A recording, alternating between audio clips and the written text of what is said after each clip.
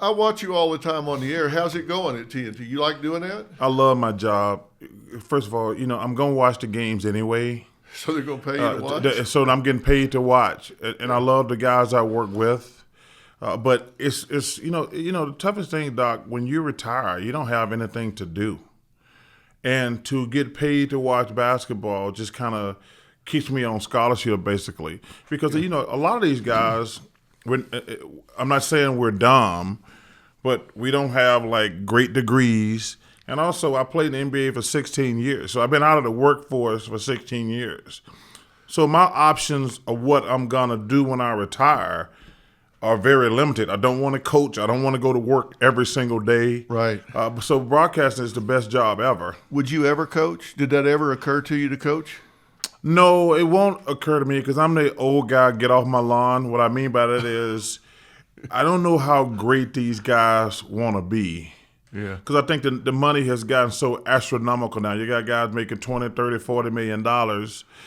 We joke around all the time. I'm so old. I remember we were walking around the locker room when the guy first made $1 million. Yeah.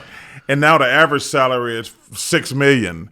But I'm not sure how great these guys want to be. They want to make $30, $40 million, but I'm not sure how great of a player they want to be. And probably one negative, when you've been good at something, you kind of hold everybody to the same standard. And I would go crazy arguing and probably fighting with my players. That's why I won't coach. Yeah. My friend David Foster always says, good is the enemy of great. Yeah. And these people they make a bunch of money, and I think it takes the incentive away. It's like you got it made, you don't have to be great. And it didn't used to be like that when I played, because they wouldn't give you a 6-year deal for $150 million. They're like, we'll give you a 2-year deal for $600,000 so you'll keep playing. So it's frustrating at times because you see players who hey, I got my money, I'm just going to chill. So that's probably the most frustrating thing. Even when I'm just being in the studio, you can see guys who get money and just pack it in. Yeah. What'd you make your rookie year? Do you remember? My first contract, it was 4 years, $2 million. I think my first year I made about $400,000. Yeah. Yeah. 400,000. Yeah. And what would that be today? What are the rookies pulling down today? Oh, you make $12 to $15 million a year. Yeah, and that's on that's like on your rookie deal. Then you get 2 deals worth probably 100 to 200 million, 150 to 200 million. You probably get 2 more of those. Yeah. But listen, I don't begrudge these guys because I made more than Dr. J and Bill Russell. These guys were much better players than me. Yeah. But sometimes I see the numbers. I'm like, wow, this guy, he just got 5 years, $125 million. That's good work if you can get it. Yeah, hell yeah, it's good work. Yeah, if you get it. yeah. Now, answer me this, because you may have been asked this before, but look, I want to ask questions that people can really take something away from, because I'm curious what your theory is about this, because you're listed as one of the 50 greatest players to ever play the game in history. You're one of only 4 or 5 players what are the numbers? You're one of only 4 or 5 players to have scored, 20,000 points, 10,000 23,000 points, 12,000 rebounds, 4,000 assists. And you are not one of the 5 most physically gifted players to ever play the game. There are taller players. Yeah. There are faster players. Yeah. There are more muscular, more physically gifted players. You're not one of the most 5 best specimens to ever play the game, but yet you're in the top 5 to ever play the game. How did you make that happen? What was how did you make that happen?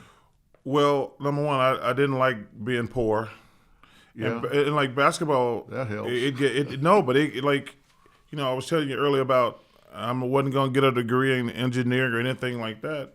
But see, one reason I love sports, it could change your life. It changed my life. Yeah. I grew up in the project with a single mom, and I didn't know, but basketball saved me. It got me out of that environment. So once I started having success, you buy your mom a house, you buy your grandmother a house, and you're like, man, but you have to keep working your behind off. But I love sports because it just changed the entire dynamic of my life. I wasn't just some kid in the country, grew up poor, and that was my life. And it's only because of that ball.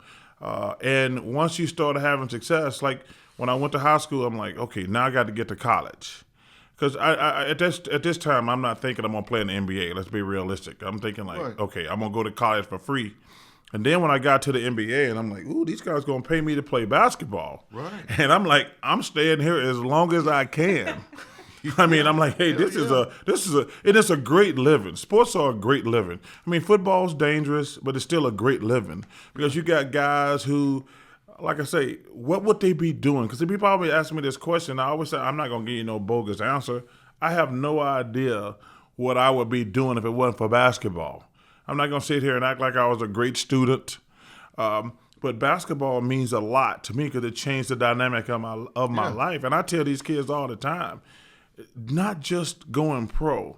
The reason I stress so much education because you get a chance to do what you want to do if you get that free education. You got so many people walking around here who are in debt and going to be in debt for a long time. To get a college scholarship to me, is the system perfect? Not even close to perfect.